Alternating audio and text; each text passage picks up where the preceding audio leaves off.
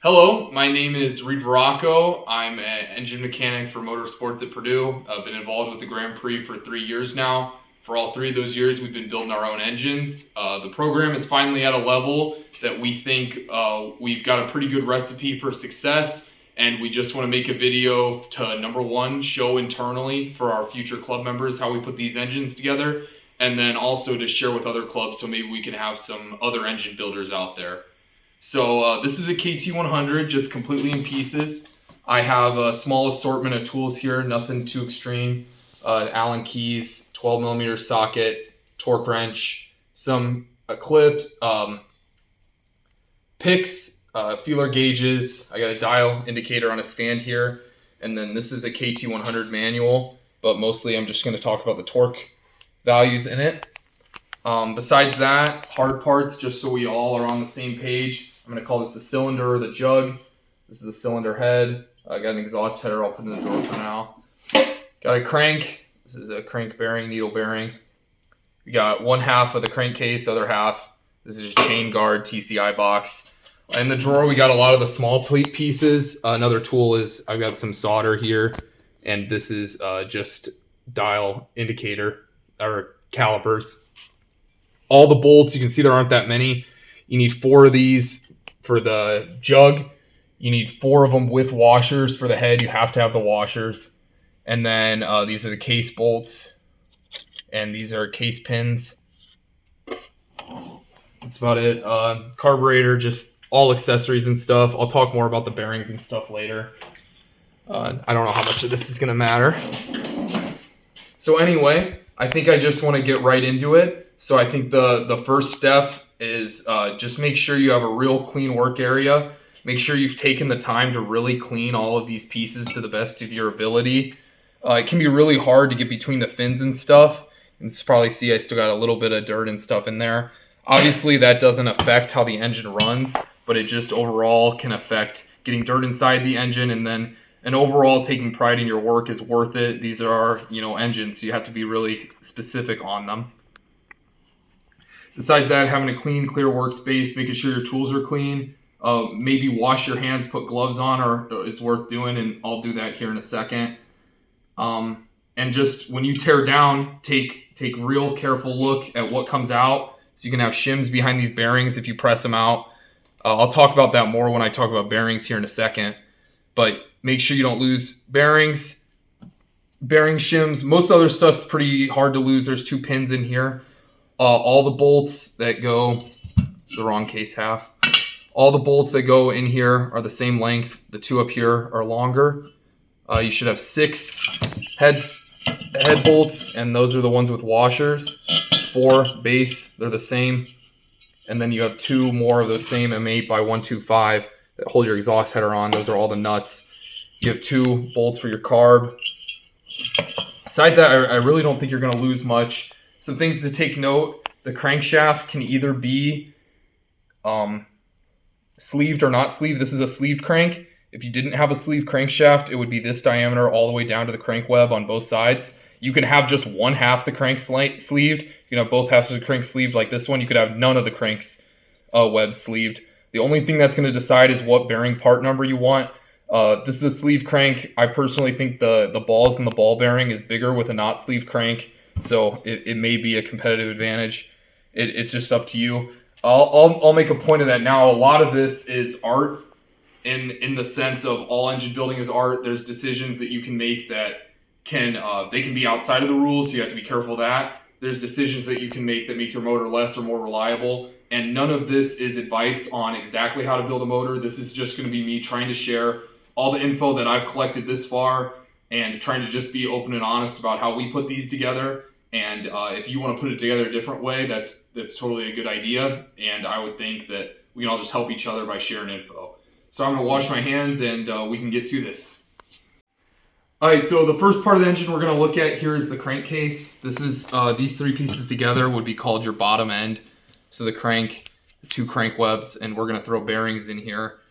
I will say that this is not usually the cause of engine failure. You can run these like hours and hours and hours, and you'll start to feel the crank will walk a lot, which is where when the motor's assembled, It can walk in and out, left, right. If you have it really loose there, you know your bearings have a lot of hours on them. Most typically, you're getting in here because you want it to be perfect. You want a race motor, so you want it to have the least rolling resistance. You could have some leaky seals that are making it run rough at low RPM. Most important reason you'd have this apart is for another engine failure. You want to make sure you take this apart and get it all cleaned out. You can't just really slap a piston and jug back on a top end failure without splitting the case, because what can happen is there can be small pieces of aluminum and bearing matter from the top end can be stuck down here. There's even this tiny hole for oiling of the main bearing. It can be stuck all through there, and if you don't get it cleaned out, you're going to blow up your brand new parts. So it's just not worth it. You have any engine failure, you really got to tear all the way down. It doesn't mean you have to put new parts in the bottom end, but you at least need to get a look at them. So first thing we're going to talk about is the main bearings. These go in both here. There's two part numbers. There's one for sleeved, there's one for not sleeved. We have a sleeved crank here. We have two sleeve bearings. These are not sleeve bearings, so I guess I can get one of these new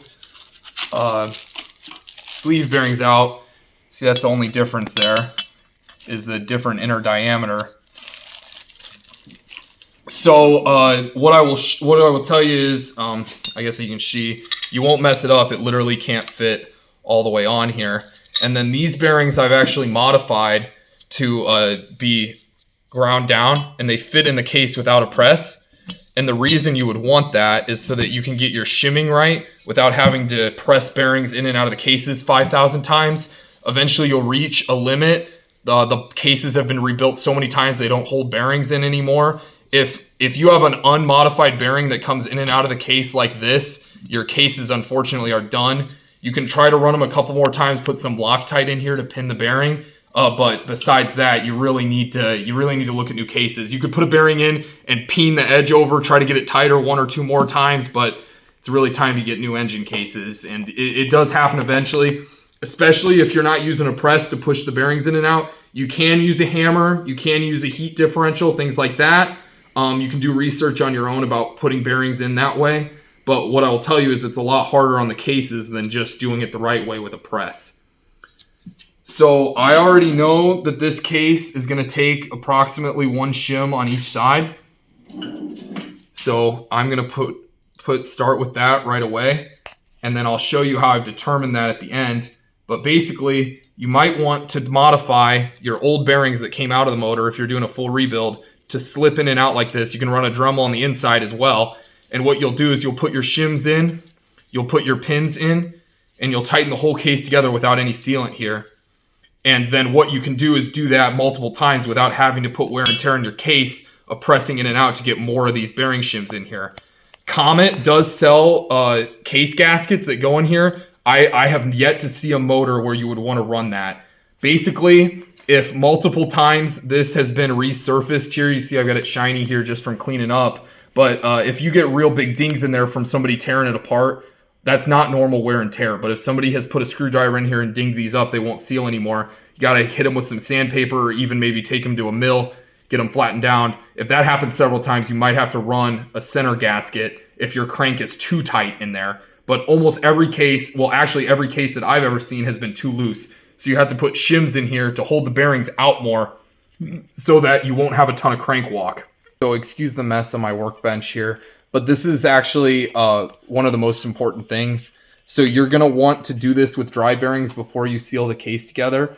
And you're going to basically watch your dial indicator here. You need your dial indicator and your motor to be on the same plane.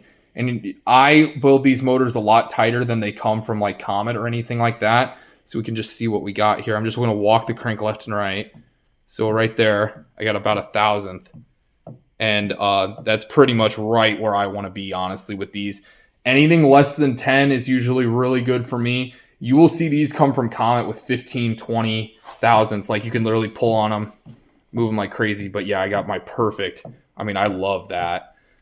So I come from the motorcycle world where you don't want any crank play at all. Basically, the theory would be having the crank able to walk left and right can help it find its home and spin really true. But basically, I think it adds a lot of extra wiggle and wobble and extra heat. I don't know about what the right answer is, but this is how I build them. And just make sure you are checking your crank walk. You're choosing different spacers for behind the bearings. and you're assembling dry multiple times until you have it where you want it before you do your sealant. So now I'll talk about bearings. I got some brand new bearings here. I'm not going to say the name of them. You can read. But basically, I think these are actually made in Italy. Okay, made in Portugal. But what's worthwhile is that FAG is an OEM make. They used to be made in Japan. It's really hard to get anything made in Japan anymore. But Yamaha's made in Japan. And you want to look at bearing brands that at least have their history in Japan. SKF makes a lot of bearings in Taiwan and China now. They're still a good brand. If you can find some made in Japan SKF bearings, I would definitely run them. You can still get OEM Yamaha bearings, but they're just going to be from one of those makes. So just search around. Comet has almost all the parts you'll see in this video for sale. So what I'm going to do is I have one shim in each side of the crank here. And I'm just going to press in these new bearings off camera and then get back to you, and we'll show what the next steps are. I basically just want to talk about how you press these bearings. You want to make sure that you get some kind of press that's pressing on the outer race, not the inner. And then you also want to make sure that the open end of the bearing ball carrier is facing out. Your lubrication, you're going to have way more lubrication towards the crank edge than you will out here towards the seal. So you'd rather the open part of the bearing be facing that. So you just set it in there. Make sure it's somewhat square to start. Make sure the thing you're pressing with is touching the outer edge of the race. Center up my press here. This is just a cheap press. I actually got it for free, so I don't know how much it was, but I know they're not expensive, and it's certainly cheaper than buying cases all the time because you cook them out and stuff. And even if you have to loan it to somebody to do this, I'd say it's definitely worth it. And you see it's taking really no effort at all to go in. And you'll know when it's all the way in because you kind of just feel it. I can't really describe it. So that's all the way in. The pressing gets a lot harder to do. But you do want to make sure you're all the way in. And then when you get it done, get it out, just take a little feel and make sure it's not like getting all locked up, because if it is, you probably pushed it in crooked, and you just should replace that bearing. If you have any problem with the press in, it's not worth the risk. Okay, so we got our bearings pressed in. Everything went well with that. Next thing, I'm just going to put some engine assembly lube. This is just for car engines, but you can use anything. Even just some two-stroke oil if you want it to smoke less when you first start it up. This motor is probably going to be on the shelf for a while, so I'm going to use some real thick assembly lube just so it doesn't fall out of solution or anything. Just move that around. Make sure your bearings are still moving really good. This lube's really thick, so that's why they're moving so slow, but that's what I want. So next, we're going to get our crank installed here. Once again, at this point, if you don't know how much your crank has walked, you've never used these cases before, this is when you're going to use your mock-up bearings that have been sanded, that go in and off really easy, and you're not going to do any of this with the sealant or the lube. You're going to wait until you have your clearance is perfect, and then you'll do this step. But I just know this case already. It's been assembled before, so I know this is going to be pretty close to right. So next, it is quite cold out here, so it's not going to flow as well. I'm using Ultra Gray from Permatex. You can also use, Yamaha is going to call for Yamabond, or we have Bob Roman Honda here. Honda Bond has to be some of the best gray RTV in the business. This is just what I have on hand right now. But Permatex is meant to fill like a lot of OEM specs, so I'm sure if you looked on their website, they would say this covers Yamabond, this covers Honda, whatever. But some of those OEM sealants can be a lot better. So just, especially for ease of working, if this is one of your first motors you're assembling, you might want to do that. So on the surfaces, you can see my cleaning process. I got them really nice and shiny. I got that done with a Scotch-Brite. I took a razor blade, cleaned off all the old sealant, and then just a Scotch-Brite pad. Don't want to use any sandpaper unless some of the other things I talked about, having a marred up case you're trying to fix. You really want to use soft stuff. It's not going to damage it. Be real careful with the razor blade. You could mar up the surface. This is just some brake clean, which is just acetone usually. I'm just trying to get off. It looked like I got some assembly lube on, but it's a good practice to do anyway.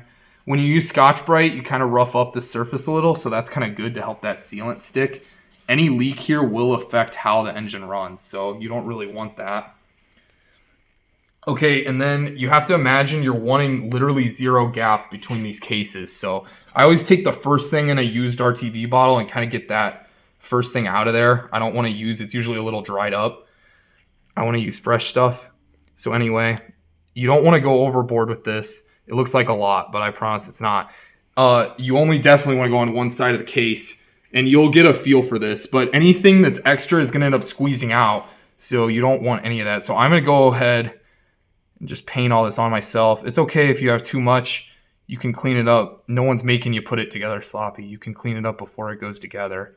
But I'm just going to use my finger here. It's nice when you have a glove, because this will really, you'll be wearing this for weeks. People asking what kind of color nail polish you got. So I would say that's plenty. In fact, that's probably a heavy dose right there. And I'm just going to go on the inside. Make sure none of that's in my crankcase. You guys got a better view than me. Looks pretty good. I got a little bit over here still. And I would say that's plenty. And now it's easy to make two easy mistakes that you don't want to make. So number one would be forgetting your dowels. So I'm going to put my dowel pins in right now.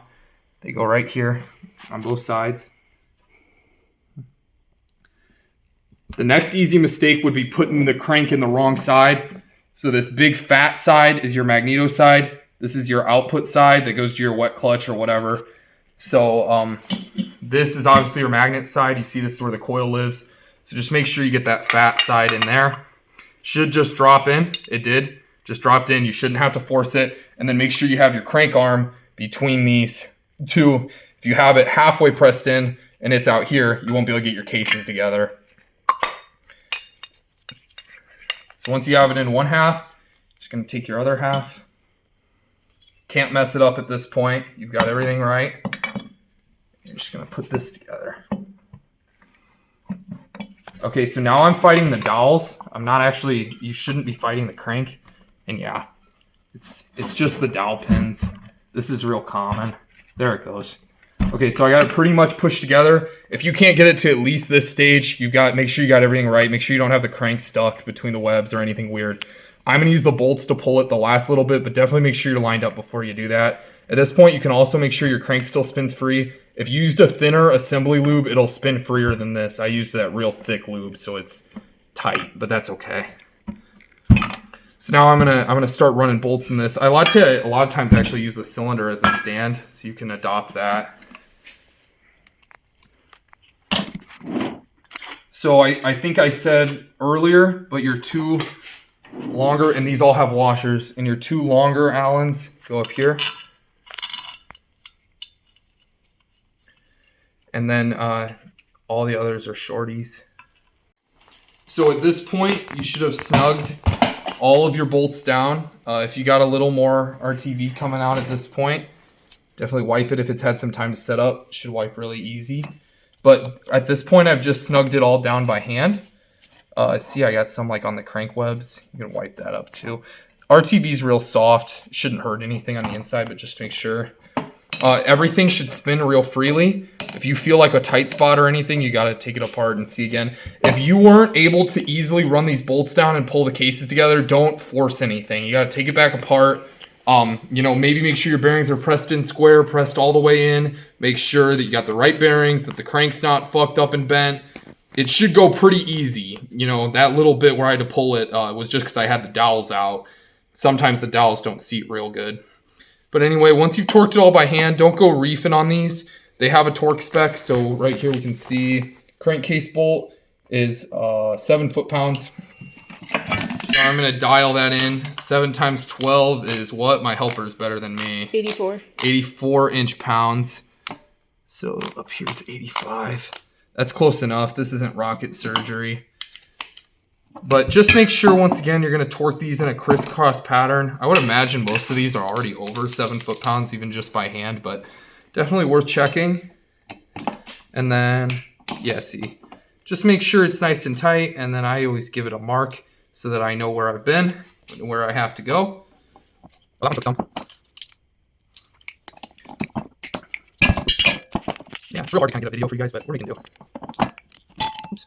Of course, we only have a light on one side, so you get rid of that shadow. This will move a lot.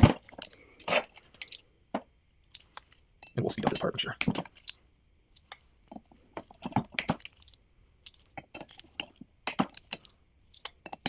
Awesome. So once you have those torqued, you're almost completely done with what I would call the bottom end. Only thing left is the seals. Just one last check. It never hurts to check how this is spinning. It's going to spin a lot harder once we get the seals in, but that is perfectly okay. So for the seals, you're just going to get a new seal. Once again, I think we got these off Comet. If you want ones that last longer and are going to go over the season, I would just punch in these numbers and get nitrile seals. These are just normal rubber.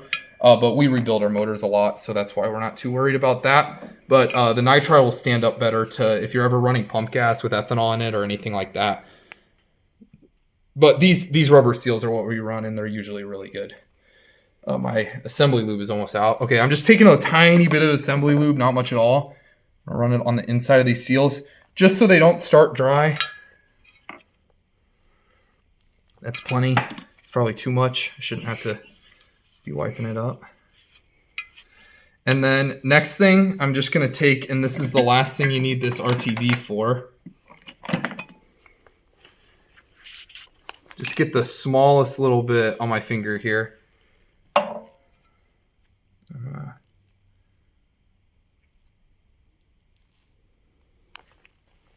Just like that. See, I got leftover even. Now I'm going to go on my other seal.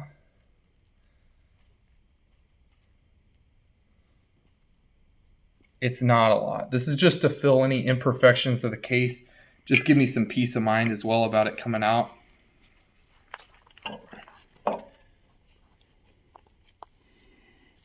So now you're going to take a big old socket. This is a 24, but anything like this. You can use your old seal too. Set it in there. They're both the same size. And I could damn near press that in by hand, but I just like to use a socket. It gives me something to kind of purchase against. And you're just going to press it until it's nice and flush with the outer case. Do not press it in as far as it'll go. If you've got it rubbing on the inside of your bearing, it will cause friction that you don't want in your race motor. Just wipe up any extra RTV. But I've got it flush all the way around with that surface. And then all you do is flip to the other side. Do the exact same thing. Yeah.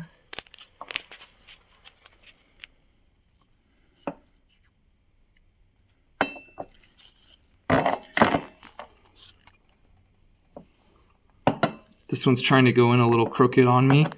That's okay. I'm just going to watch it. I might even take the edge of this. There we go.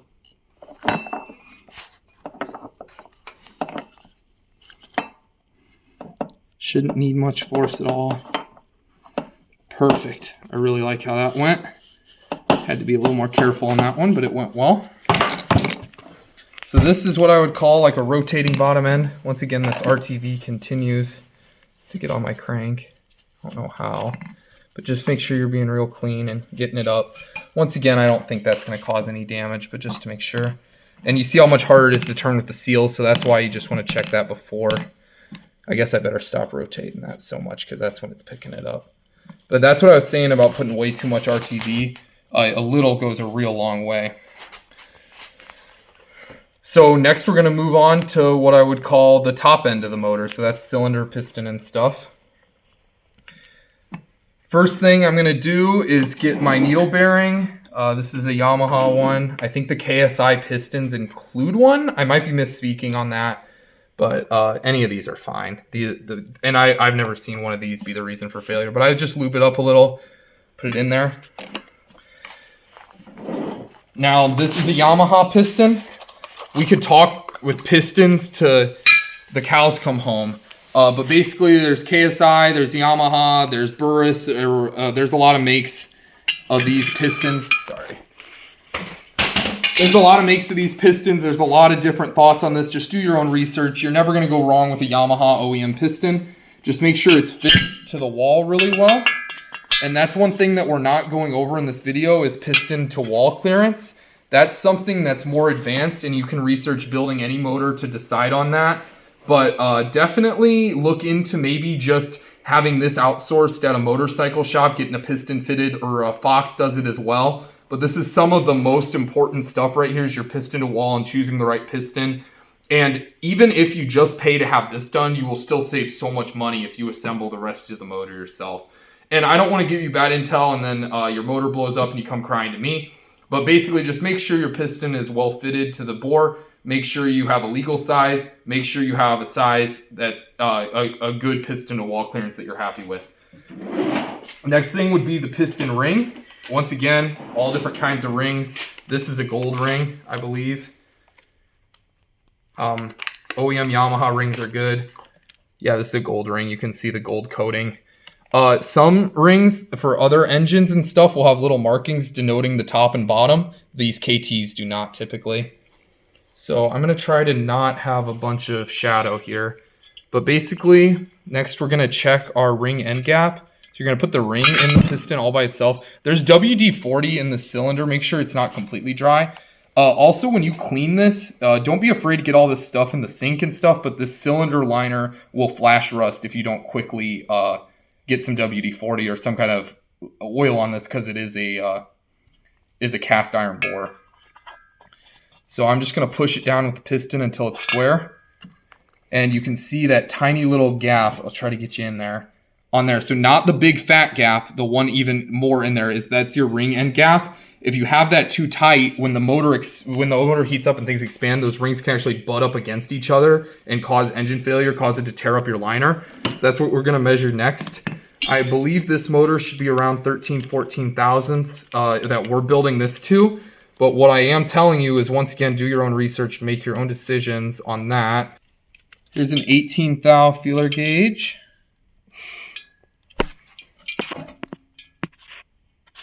And I cannot get that to go.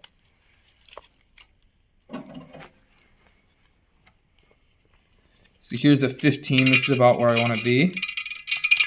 Oh, and that goes in no problem.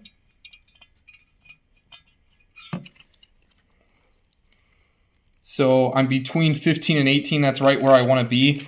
You can, if it's not where you want to be at this point, you just take a little file and widen it. You just want to be really careful to keep these edges super square. You don't want to get a big angle on it. And if you're cutting so much of the ring that you're getting close to these pin reliefs, you've gone way too far and you need a different size ring.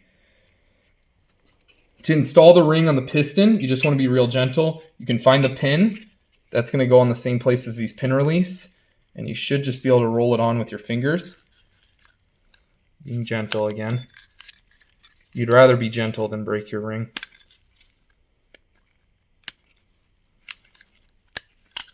Okay, I got it. And then you see I've got the relief lined up with there. If you can't get it in your bore, that's the problem. You don't have it on the relief. So next we're going to put some circlips in. Never reuse a circlip. You always want a brand new circlip.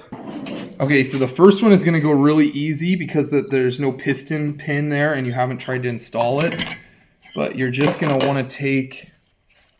Here's my new circlip. There's multiple kinds of circlips. There's ones that roll in. I like these the best. I have seen the least failures with this kind, and they're the easiest to install. None of them are easy. So I'm going to roll it in way too far. You see that it's too far. And now I'm going to take a pick or something and go in from the backside. You could also push the pin through, which might be what I end up doing. Kind of see what I'm doing here, but it's not easy to show. I'm going to go in from the backside, and I'm going to get it in. So now the circlip, you can see in here, I'll point with my pick, is in the clip ring that it lives in. But the gap is way over here. See where that gap is? I want that gap, so I'm going to take my pick, and you have to kind of finesse it a little. And this could be real hard for you guys to see, but it's going to be what it's going to be. I got it stuck here on this relief. I'm going to need a second pick, which is no problem. It's kind of like dentistry here. There we go. I think I got it past it. I did. So be real careful not to scratch the outside of the piston, but you can see now the gap is way up top, and that's what you want. You want the gap facing up here in the combustion, and the theory behind that is when the piston's exploding here, it's going to push that ring outer and more out. If you have the gap down here like this, it's possible the explosion will tighten it and make you lose that pin. So that's the first circlip. That's the easy one. Now you're going to get your end here, and just orient yourself. your blow off, your pop off is for the carb. Okay, these Yamaha pistons just tried to confuse me here because that's actually a Y and then this is the arrow. You want the flow of gas to follow the arrow. I thought it was 2 arrows and I'm like, what am I looking at? But basically the pin ends up going on the intake side, and because you're going to follow the arrow. So the intake is over here on the carb and the arrow is going to follow the direction of the gas. So the arrow is going to face towards me here. But anyway, you're going to find what side and you put a clip in, which is not this one. It's this one. So you're going to orient yourself like that. Put that on, get your pin. And it can take you a second, especially when I try not to get my face too much on camera. But once you have it, it should hold itself in there. And then I would just take some kind of tool, make sure you got it seated all the way. Give yourself the most room to work.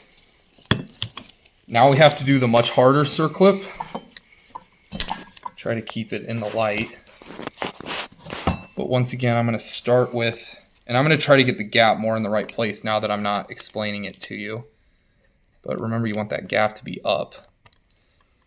These can be a real pain. You just have to be really careful not to scratch the outside of your piston, because that's really what you don't want to do. Okay, so you see I got it started in there, but it's not in the groove yet. So now you have to get it the rest of the way.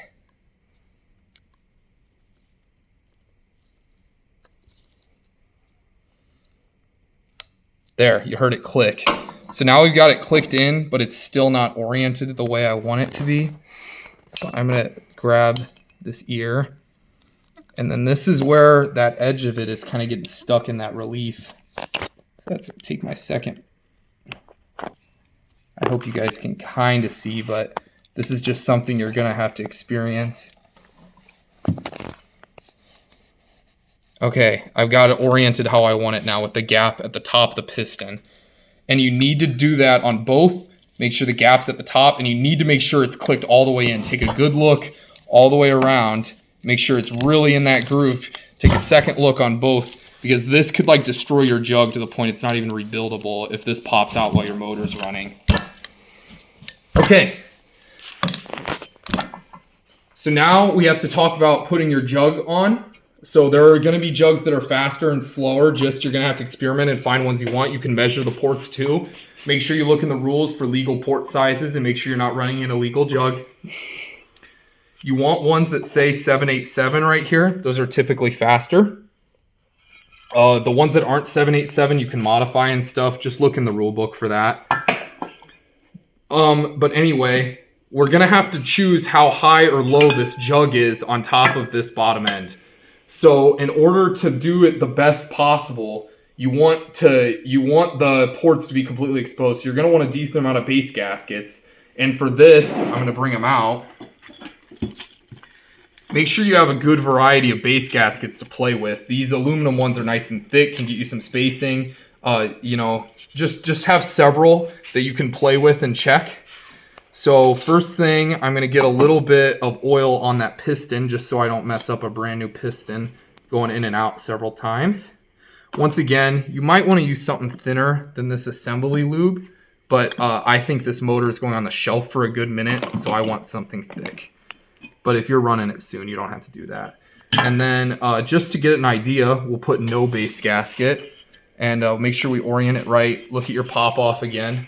That's going to be the side that gets that small port, and you just kind of squeeze the ring on the side like I'm doing here, and there should be a taper that kind of helps it seat in. Make sure your pin, I'll show that, make sure your ring gap is at your pin relief there. But you just gotta take some finesse, but you get used to it. Okay, I got that on. Push it down. There we go. So I'll show you what you're looking for here. Go up here for me. So we're looking in the bore. We're going to push the piston all the way down to bottom dead center. And I'm sorry you lost your light for a second. So here's bottom dead center in the bore. And what we see here is that these transfers are not fully open. You see there's a big gap between the crown of the piston and the transfers. And the same thing on the exhaust. So we have the floor of the exhaust port, and then we have almost, you know, several millimeters before we're at the crown of the piston. So we're going to take this right off. And that, I'm just going to take a guess right here. I'm going to say we're going to use 1 aluminum spacer. And every motor is going to be different, every jug. So you got to mix and match. And I think we're going to need about 1. If you're using both aluminum and paper gaskets like I am, make sure you go every other. It helps it seal better. So now you got to go right back where you were. Put that jug back on.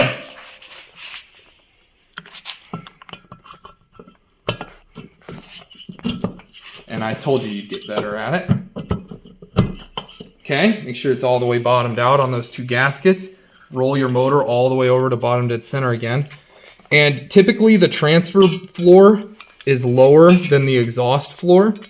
So I usually go for the exhaust floor first, and it looks like we have it damn near perfect. I can't grab my pick on it at all. It's nice and level.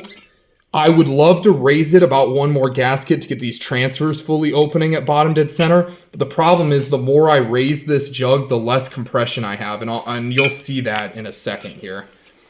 So next, now that we have our jug spaced up how we want it, we're going to throw these 4 bolts in. I guess these are nuts. So no washer required for these. Make sure you start them by hand. I'm even going to run it like all the way down by hand. And a good time to, while you're doing this, make sure you can look in and see that your piston is in the correct direction and you didn't get that backwards. And make sure that your jug is on the right way and you didn't get it backwards. The side facing me is the exhaust. Make sure your arrow's pointing out the exhaust for the piston. And make sure that the jug, you know, of course the exhaust is facing you. And you got your pop off on the carb side.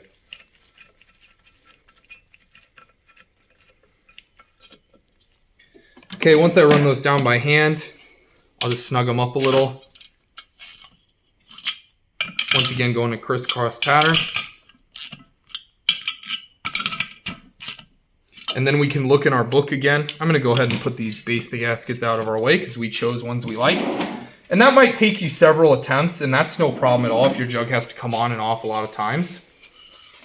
So next we're going to look at the cylinder here. It needs 16 foot-pounds. You get it 16 times 12?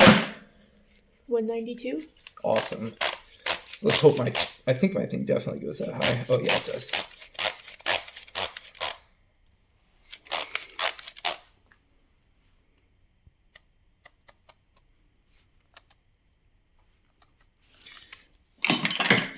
Okay, so I got 192 inch-pounds on this.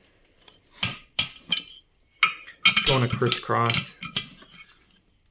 Can be kind of tight. Just brace it against yourself.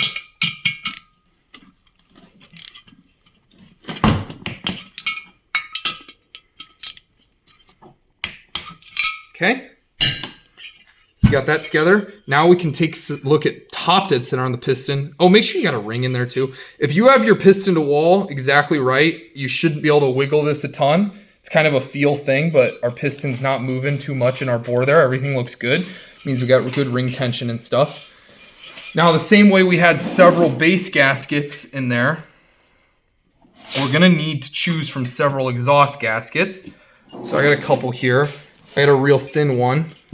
Make sure it comes above, and I can feel that it does. This surface here.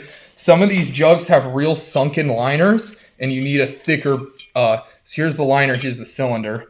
If it has a real sunk liner, you need a thicker gasket to make sure you're proud of that there, so it's actually going to seal. So this is a thicker gasket. Hopefully you can see it comes much above that there, so it's actually going to seal. We'll start with that. This is probably going to be more a practice motor, so we'll want less compression, a little bit safer, a little less heat. So here's your cylinder head.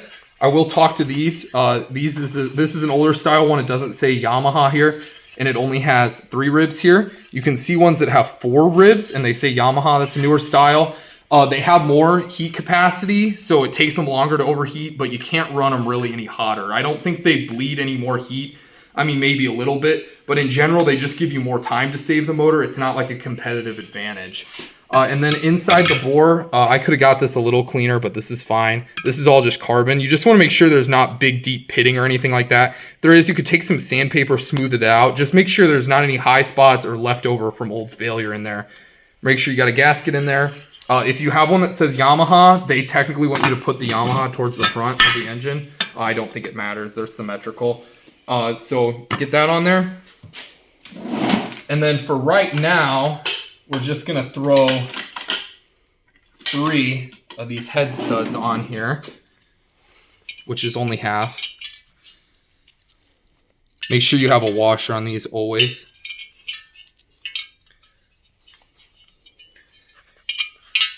And the reason we're just throwing 3 on, and I'm not even going to torque it or anything, I'm actually going to use a gun here.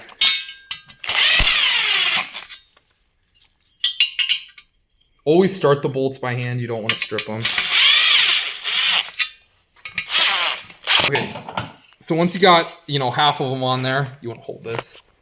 It's getting tall. Once you got half of them on there, what we're going to do is check our squish. So you can take this time to actually put your magnet rotor on. There's no right time to do this or wrong time. Make sure you have your keyway. I got a new one right here. They're very inexpensive. If you want to replace it, it won't hurt.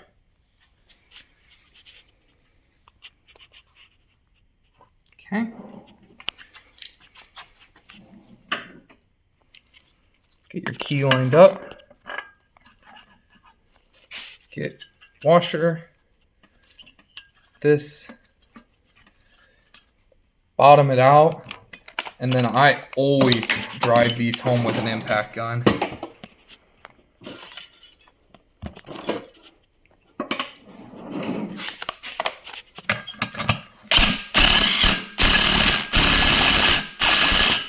Good enough. And then this just gives me something to turn here. So now I'm going to take some plumbing solder. I'm going to bend it in an L shape. I'm going to go in through the spark plug hole. I'm going to go right against a stud that we tightened just so we don't get a false reading. And I'm going to make sure that that little fork is feeling the cylinder wall. I want to get it all the way to the edge. And then I'm going to use that nut that I just installed and turn the motor over and crush. This is just 1 mil plumbing solder, or 2 mil plumbing solder. Okay, turned it over, it crushed. So you can see the part of the solder now that has been crushed by that. And that's your squish band or your squish measurement. So now I'm going to take some calipers, actually measure that. So we're in millimeters, we're zeroed. So I'm going to measure that. So that's almost 1.8. So a real competitive race motor, I usually run around 0.8. For practice motor, I usually run around 1 millimeter. So this is way too big. So we're going to have to take this back apart. But go ahead and do your own research on that as well. I just don't want to be caught recommending anyone any specs. I do want to share what I do because I think it could help you. But I don't want to hurt you, basically. Okay, so we had 1.8, and we can measure our gasket that we put in there. I put a thicker one. Oop, my thing's messing up. So we're in millimeter. Let's zero it, please. 0 millimeter, we can measure this. And this thing is about 1 millimeter. So if we wanted to shave 1 millimeter off of this, we would need a 0 thickness base gasket. Not really possible. So we're just going to get it as thin as we can and still seal. How you would reach that squish is by removing base gaskets. So remember when I said looking down at setting our, can you get a light in here, setting our port height, that the more base gaskets we stack up, the less room we have to adjust our squish. I think you make more power by having the whole port exposed than you do by having a real tight compression ratio. So I would actually rather leave the motor like this because I also think it's safer to have a bigger squish. However, if you were real intent on getting that compression ratio, you would have to drop your ports down. That's the only way you're going to reach it. So this is the thinnest, just by feel, gasket I have. I'm going to seat it down here. I am still proud of the cylinder here. I can feel it, not by much, but that's all I'm going to get away with. Drop my thing back on. Make sure I have washers again. Once again, I only do 3 just to check the squish. I wouldn't obviously like actually run it like that. Let me get another washer because I put it in the wrong spot.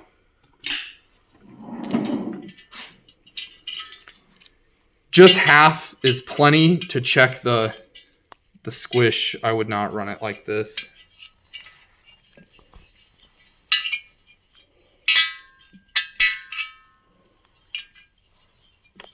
Once you start them by hand, you can save yourself some time.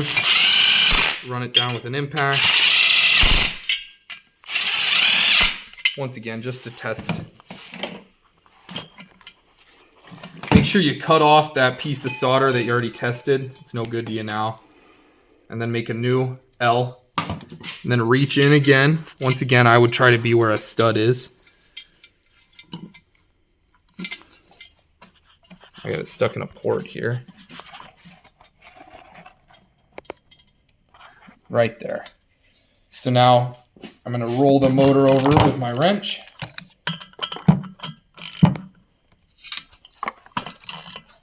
Got it crushed down. There's that. Zero out our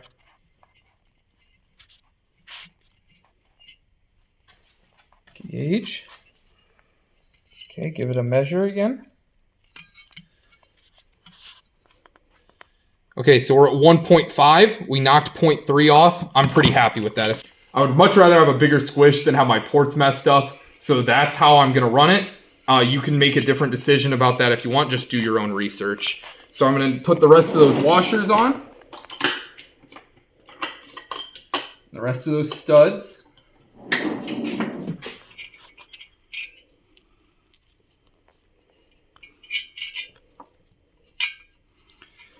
You will obviously need a brand new nice spark plug to run. I don't believe I'm going to put a spark plug in this video. If you're going to put a motor on a shelf for a long time, make sure you put a spark plug in it. There's no reason to get dirt and grime from a shop in your motor. I'm just going to touch these down with the gun. Not torquing them with this. That stud's a little rough. There we go. So now we're going to look back in our book. So cylinder head is supposed to go to 13.3 foot-pounds, which is, let's call it. Just make sure you're torquing like it. 160. Just make sure you're torquing it and using good values.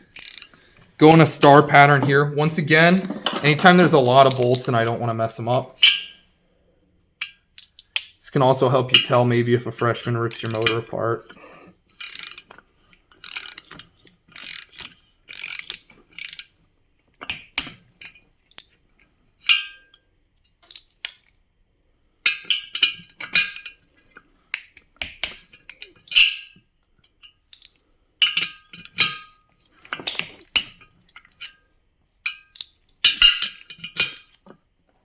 $159.9, I think, exactly. Okay, I've got all those torqued. At this point, you have really pretty much assembled a Kt100 rotating assembly. So if you made it this far, certainly be proud of yourself. I'm going to go over the last few little things and say what I know. But of everything intricate, we have really covered it all at this point. So if this is where you're tuning out of the video, thank you very much for watching. I hope you learned something. Please make comments about what you know. You could always teach us something too. So yeah,